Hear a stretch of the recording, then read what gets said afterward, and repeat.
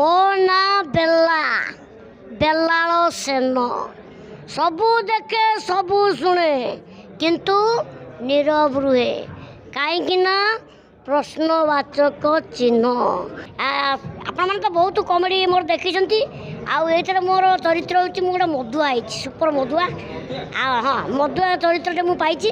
ଆଉ ୟା ନାଁ ମୋ ନାଁ ରହିଛି ବେଲା, ଫୁଲ୍ ନାଁ ହେଉଛି ବେଲାଳ ସେନ। ଆ ଦେହରେ ଗୋଟେ କମନ୍ ଡାଇଲଗ୍ ମୋର ଅଛି। ସେ ଡାଇଲଗ୍ଟା କହୁଛି, ମୋ ନାଁ ବେଲା ବେଲାଳ ସେନ। ସବୁ ଦେଖେ ସବୁ ଶୁଣେ କିନ୍ତୁ ନୀରବ ରୁହେ, କାହିଁକି ନା ପ୍ରଶ୍ନବାଚକ ଚିହ୍ନ। ଏଇ ଡାଇଲଗ୍ଟି ମୋତେ ଦେଇଛନ୍ତି ଆମର ଡାଇରେକ୍ଟର ନିରଞ୍ଜନ ବେହେରା ଆଉ ଆମର ସୁଶାନ୍ତ ସାର୍ ପ୍ରଡ୍ୟୁସର ଅଛନ୍ତି। ଖାଲି ଏ ଦୁଇ ଜଣ ନୁହନ୍ତି, ସମସ୍ତଙ୍କର ସପୋର୍ଟ, ସମସ୍ତଙ୍କର ଏକାଗ୍ରତା, ସମସ୍ତଙ୍କର ଏକାଠି ହେଇକି କାମ କରିବାର ଯେଉଁ ମନୋବୃତ୍ତି, ସେଇଟା ବୋଧେ ଆମ ଫିଲ୍ମକୁ ସକ୍ସେସ୍ କରିଛି। ଆଉ ଫିଲ୍ମରେ ରିଏଲ୍ ଘଟଣାକୁ ନେଇକି ଫିଲ୍ମଟି ହେଇଛି, ସତ ଘଟଣା। ଆଉ ଆପଣମାନେ ଜାଣିଥିବେ ଯେ ଲାଇନ୍ ଘରେ ନଥିଲେ କେମିତି ଲାଗେ, କାରଣ ଆଜିକାଲି ଏମିତି ସବୁ ବାହାରିଲାଣି, ବିନା ଲାଇନ୍ରେ କିଛି ହେଉନାହିଁ।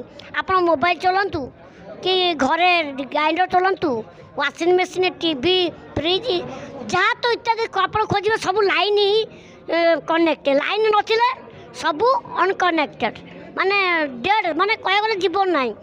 ସେଥିପାଇଁ ଲାଇନ୍ ବାଲା ଯେଉଁ ଅଛନ୍ତି, ଯେଉଁମାନେ ଆମକୁ କରେଣ୍ଟ ସପ୍ଲାଇ ଦେଉଛନ୍ତି, ତାଙ୍କ ଜୀବନଟା କେତେ ଅନ୍ଧାରମୟ, କେତେ କଷ୍ଟମୟ, କେତେ ଦୁଃଖଦାୟକ, ସେଇଟା ଆପଣମାନେ ଫିଲ୍ମ ଦେଖିଲେ ହିଁ ଜାଣିପାରିବେ। ଆମେ ସିନା ଲାଇନ୍ ପାଇଯାଉଛେ, ଆନନ୍ଦରେ ଘରେ ବସିକି ଗୋଡ଼ ପରେ ଗୋଡ଼ ପକାଇ ଟିଭି ଦେଖୁଛେ, ଫ୍ୟାନ୍ ପବନ ଖାଉଛେ, ଏସି ପବନ ଖାଉଛେ, କିନ୍ତୁ ଆମକୁ ଏତେ ସୁବିଧା ଦେଇକି ସେମାନେ କେତେ ଅସୁବିଧାରେ ଅଛନ୍ତି, କେତେ କଷ୍ଟରେ ଅଛନ୍ତି, ସେଇ ଜିନିଷଟା ଏ ଫିଲ୍ମରେ ଦର୍ଶାଯାଇଛି। ଆଉ ଏମିତିଆ ଫିଲ୍ମ ମଧ୍ୟ ଆପଣମାନେ କେଉଁଠି ଦେଖିନଥିବେ, ଏଇଟା ପ୍ରଥମ ଥର ଆସିଛି।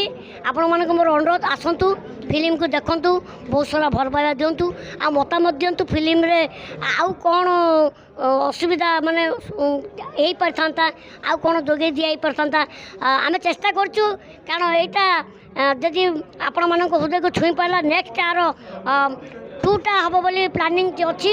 କିନ୍ତୁ ଯେଉଁଟା ବି ଟିକେ ରହିଯାଇଛି ସେଇଟା ଆପଣମାନେ ପୂରଣ କରିପାରିବେ। ଆସନ୍ତୁ ଫିଲ୍ମ ଦେଖିକି ଯାଆନ୍ତୁ।